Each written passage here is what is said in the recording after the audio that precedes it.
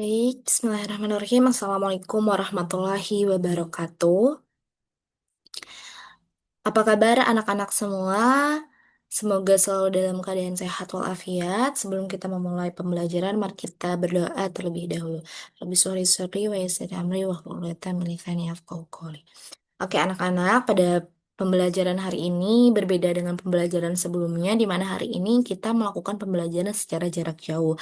Tetapi Ibu sangat berharap bahwa semoga semangat kalian dalam belajar hari ini tidak kalah semangatnya dengan ketika kita belajar di dalam kelas. Nah, sebelum kita mulai pembelajaran, untuk absen tersendiri, kalian harus komen di kolom komentar dengan format nomor absen, nama, dan keterangan hadir atau tidaknya ya.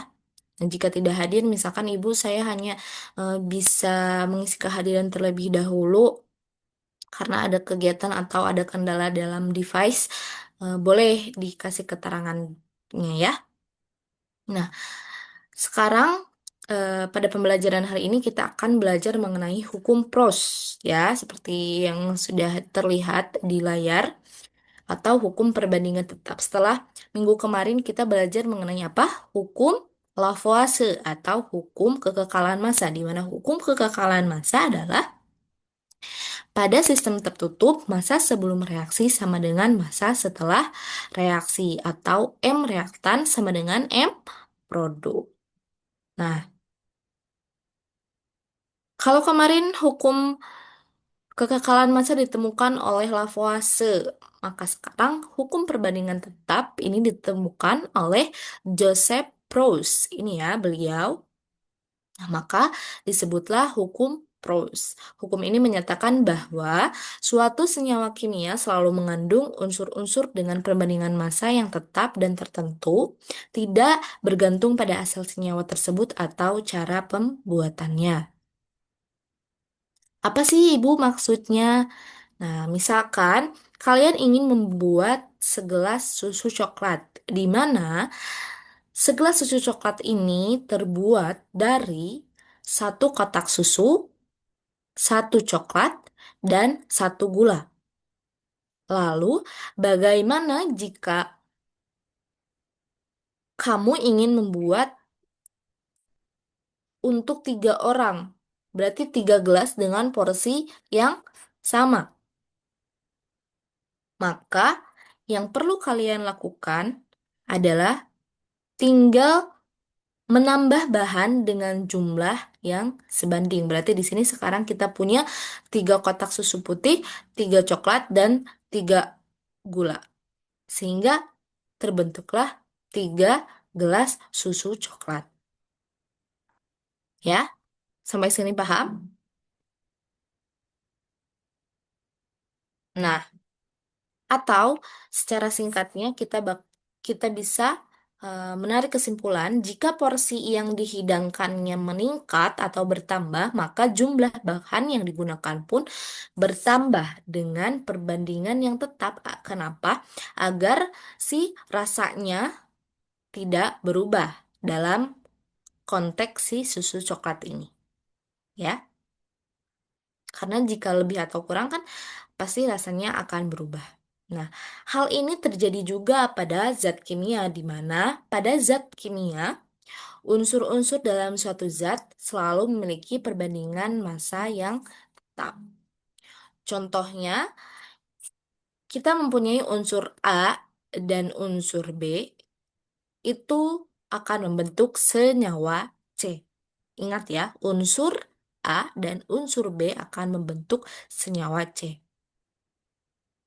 Nah, sekarang jika kamu melihat unsur C, kita bisa menemukan 2 atom A atau dan 3 atom B. Apakah ini berlaku untuk semua senyawa C? Berlaku tidak ya untuk semua senyawa C? Jawabannya adalah iya. Jika satu atom ditambah atau diambil, misalkan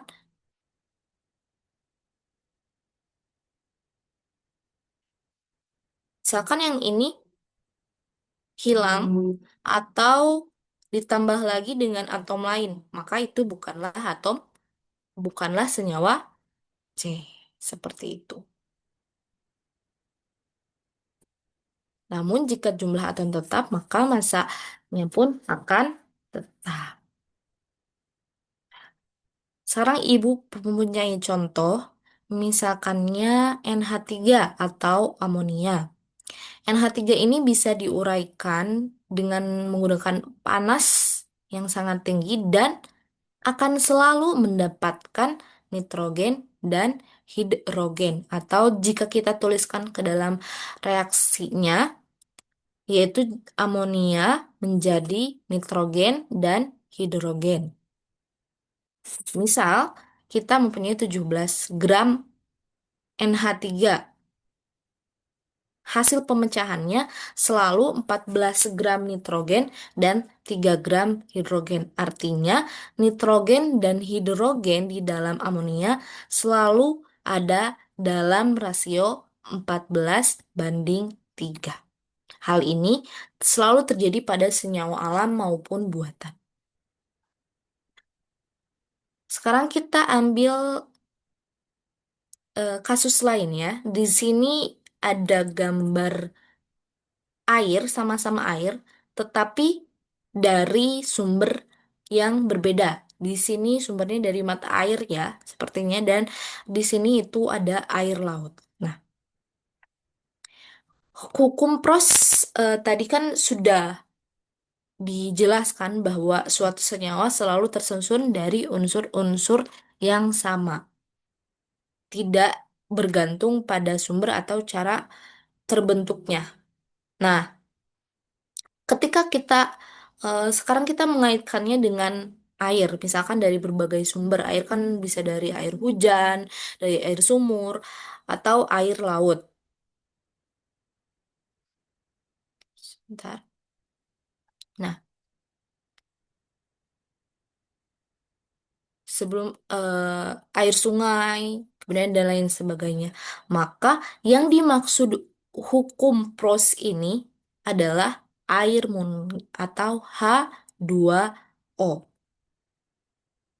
Jika kamu mengambil air murni atau H2O ini dari sumber manapun, baik itu dari air hujan, air sungai, air destilasi, dan sebagainya, kayak sama-sama air gitu ya, tetapi air murni yang sudah atau yang sudah disaring dari kotoran dan zat terlarut. Nah, komposisi kimianya itu selalu sama, di mana air itu kan terbentuk dari hidrogen dan oksigen. Perbandingan massa hidrogen dan oksigen di dalam H2O adalah selalu 1:3. Ingat-ingat ya, perbandingan massa hidrogen dan oksigen dalam H2O selalu 1:3.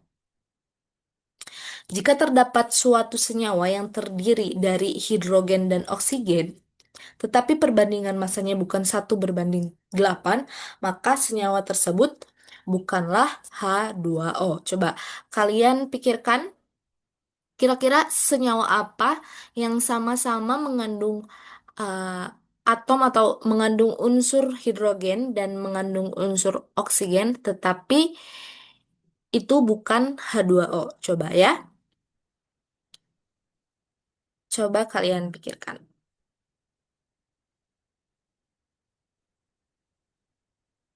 Nah, sekarang misalkan kita mempunyai 1 gram hidrogen dan 8 gram oksigen. Maka massa air atau H2O yang terbentuk adalah 9 gram. Sehingga tidak ada massa reaksi yang tersisa. Karena ingat, massa air yang terbentuk adalah massa hidrogen yang bereaksi ditambah massa oksigen yang bereaksi. Sekarang,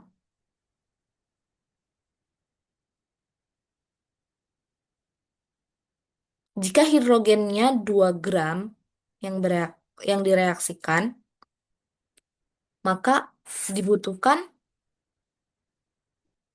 berapa? Di sini massa oksigen yang direaksikan adalah 8 gram.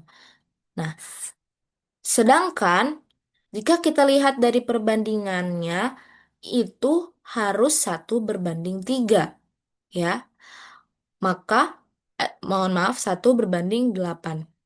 Maka, di sini yang tersisa adalah 1 gram dari hidrogen.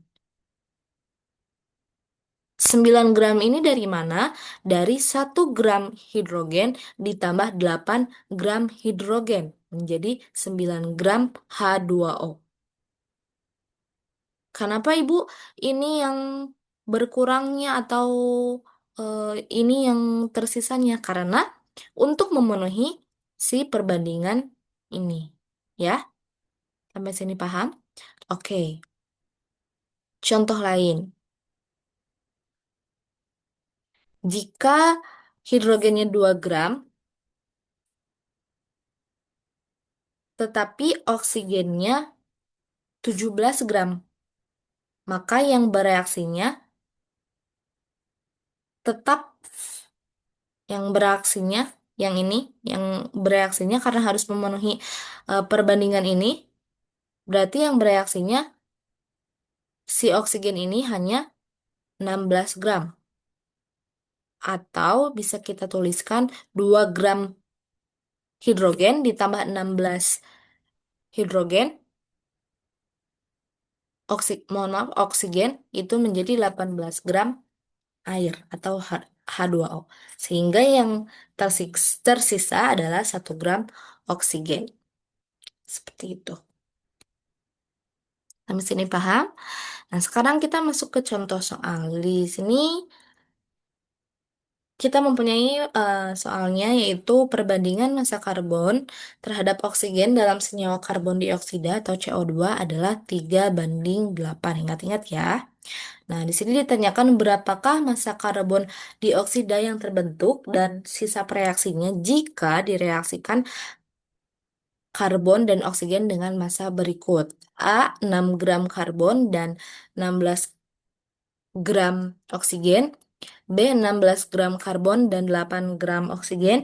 C. 12 gram karbon dan 35 gram oksigen. Pertama kita mengidentifikasi dulu nih. Di soal ini berarti kita diminta untuk menghitung massa CO2 yang terbentuk dan sisa reaksinya. Dan dalam soal diketahui bahwa perbandingan massa karbon dioksida ini terbentuk dari unsur C dan unsur O atau unsur karbon dan unsur oksigen, yaitu adalah 3:8. Supaya mudah, kita membuat rumus terlebih dahulu ya. Jika misalkan C yang membatasinya atau O yang bereaksi, maka kita gunakan rumus 8:3, 8/3 dikali massa C. Sedangkan jika O yang membatasinya, maka C yang bereaksi sama dengan 3/8 atau 3:8 dikali massa O. Karena perlu diingat bahwa massa CO2 itu sama dengan massa C yang bereaksi ditambah massa O yang bereaksi.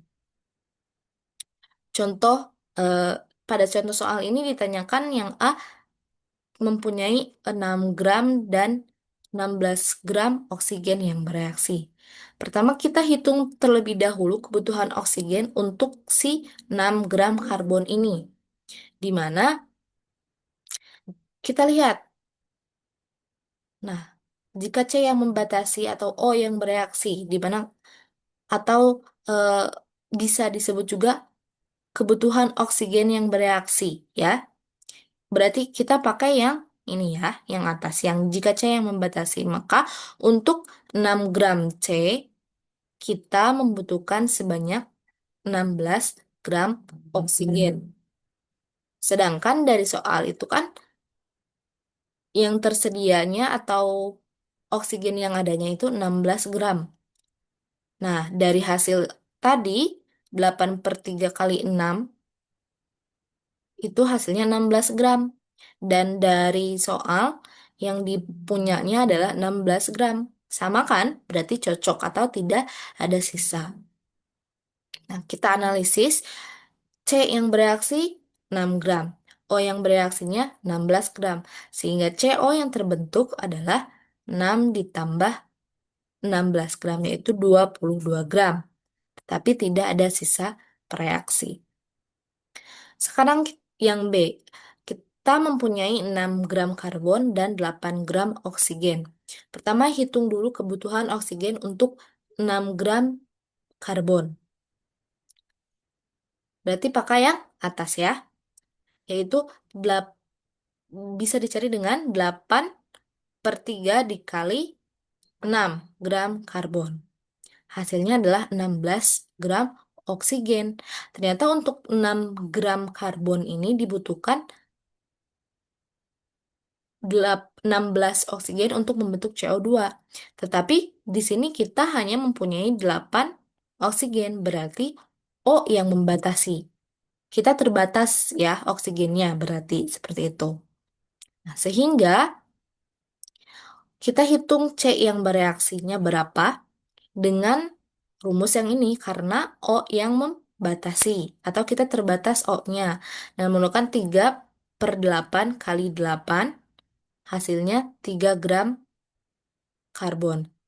Bisa kita analisis dari sini. C yang bereaksinya 3 gram. O yang bereaksinya 8 gram. Ini 8 gram. Sehingga CO yang terbentuk adalah 3 tambah 8 sama dengan 11 gram.